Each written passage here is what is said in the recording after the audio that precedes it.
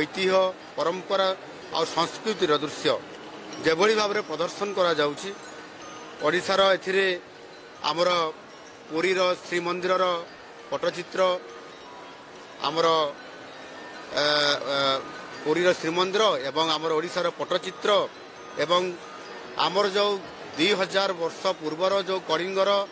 जो नौवाणिज्यर पट्टचित्र आउ परंपरा ये समस्त को स्थानित आज दि जाइछि एवं विशेष करके ओडिशार ऐतिह्य को जातीय स्तर में जो स्वतंत्रता आमको मिलुछि आ से आधार रे आज आम ओडिशा सरकार तरफ स्वतंत्र भावे एथिरे एक अत्यंत उच्च कोटीर एथिरे ओडिशा सरकार